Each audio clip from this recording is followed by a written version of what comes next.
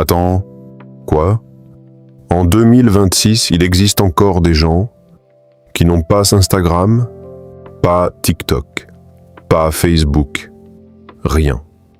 Et le plus fou, ils ne sont pas malheureux, ils ne sont pas isolés. Et certains réussissent même mieux que nous. Oui, tu as bien entendu. Et si les personnes qu'on pense déconnectées étaient en réalité les plus libres d'entre nous, reste jusqu'à la fin. Écoute bien ce qui va suivre. Ne quitte pas cette vidéo, parce que ce que tu vas découvrir pourrait complètement changer ta relation aux réseaux sociaux dès aujourd'hui.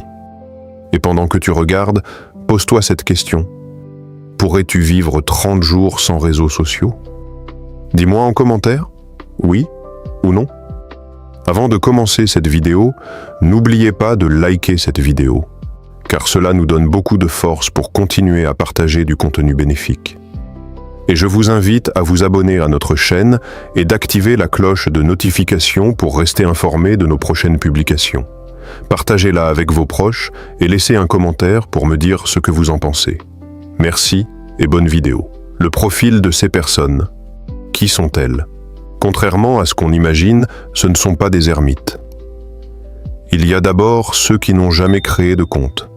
Pas par incapacité, par choix. Il y a ceux qui ont tout supprimé. Un jour, ils ont réalisé qu'ils passaient plus de temps à regarder la vie des autres qu'à vivre la leur. Alors ils ont appuyé sur supprimer, définitivement. Il y a aussi les observateurs silencieux. Ils regardent, mais ne publient rien. Aucune mise en scène, aucune validation recherchée.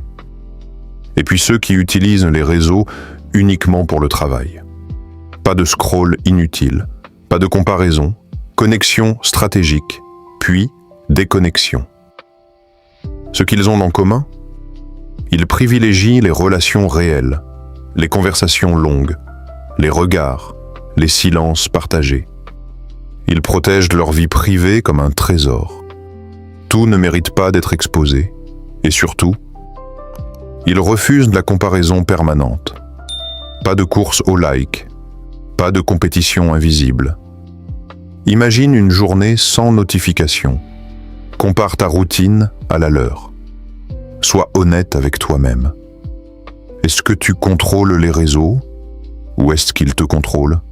Tu connais quelqu'un comme ça? Tag cette personne en commentaire. Leur rapport au temps, ce qui les distingue vraiment. Ce n'est pas juste l'absence d'application, c'est leur rapport au temps. Moins de distractions, plus de concentration. Pendant que beaucoup enchaînent les vidéos en scroll infini, eux enchaînent les pages d'un livre. Ils approfondissent, ils vont au bout des choses. Moins de dopamine artificielle, moins de micro-stimulation toutes les 30 secondes. Leur cerveau n'est pas constamment bombardé de nouveautés. Résultat, plus de clarté mentale, plus de présence. Aujourd'hui, la personne moyenne passe plusieurs heures par jour sur les réseaux sociaux. Fais le calcul sur une année. Ça représente des centaines d'heures. Des semaines entières. Eux récupèrent ce temps. Ils lisent, ils apprennent, ils créent, ils développent des compétences. Ils construisent des projets. Ce n'est pas qu'ils ont plus de temps que toi. Ils ont simplement éliminé une fuite invisible. D'un côté, le scroll infini. Toujours plus vite, toujours plus court. De l'autre, une vie intentionnelle, choisie, construite. Observe combien de fois tu prends ton téléphone aujourd'hui. Juste observe. Puis teste 24 heures sans scroller. Note ce que tu ressens. Inconfort, liberté, vide, soulagement. Combien d'heures par jour passes-tu sur les réseaux? Écris-le en commentaire. Santé mentale et paix intérieure. Ce que beaucoup ne voient pas, c'est l'impact silencieux sur la santé mentale. Moins de comparaison. Donc, moins de frustration. Quand tu ne passes pas tes journées à voir les réussites filtrées des autres, tu compares moins ton chapitre 1 au chapitre 20 de quelqu'un d'autre. Moins d'anxiété sociale, Pas besoin de réfléchir à comment je parais, pas besoin d'analyser chaque photo, chaque story, chaque réaction, moins de pression de performance. Ils ne vivent pas dans une vitrine permanente. Ils ne ressentent pas l'obligation d'être intéressants, productifs, beaux ou inspirants 24 heures sur 24.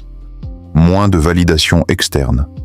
Leur estime personnelle ne dépend pas d'un compteur. Elle ne monte pas avec les likes. Elle ne chute pas avec l'indifférence. Ils vivent moins dans le regard des autres, plus dans leurs propres sensations, dans leurs propres valeurs. Ils ne se demandent pas « est-ce que ça va plaire ?» Ils se demandent « est-ce que ça me correspond ?» Et ça change tout.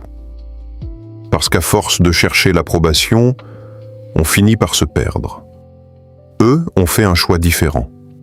La paix plutôt que la visibilité. La cohérence plutôt que la popularité. Et au fond, il y a une vérité puissante. Ils n'ont pas besoin de likes pour savoir qu'ils existent. Leur vie sociale est-elle vraiment vide? On imagine souvent qu'une vie sans réseau est une vie solitaire. Mais c'est peut-être l'inverse. Ils voient leurs amis en vrai. Pas seulement à travers un écran. Ils partagent des repas, des silences, des regards. Ils appellent au lieu de liker. Ils prennent 10 minutes pour entendre une voix, au lieu d'envoyer un emoji automatique. Leur cercle est parfois plus petit, mais plus solide. Ils privilégient la profondeur à la quantité. Moins de conversations superficielles, plus d'échanges sincères, moins de connexions numériques, plus de connexions humaines. Ils ne collectionnent pas les abonnés. Ils cultivent des relations. Et peut-être que la vraie richesse sociale ne se mesure pas en notifications, mais en moments partagés. Alors teste quelque chose aujourd'hui. Appelle quelqu'un au lieu de lui envoyer un emoji. Et cette semaine, organise une vraie rencontre. Toi, tu préfères discuter en message ou en face à face. Réussite et productivité. Dans un monde saturé de notifications, la différence ne se fait plus seulement sur le talent, mais sur la concentration. Moins de distractions égale plus de focus. Pendant que certains vérifient leur téléphone toutes les 5 minutes, d'autres travaillent en profondeur pendant des heures, sans interruption, sans dispersion.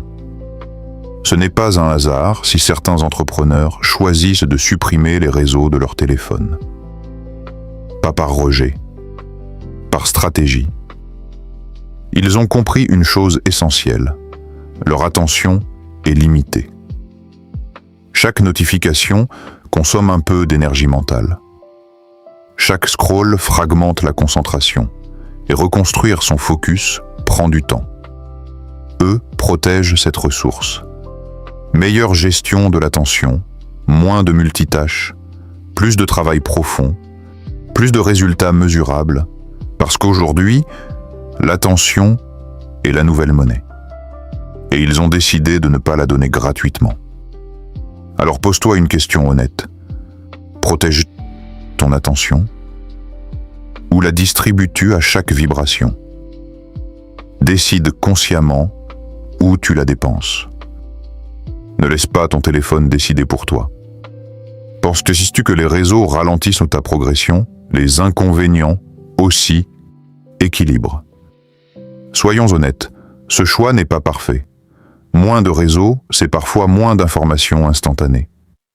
Certaines actualités arrivent plus tard.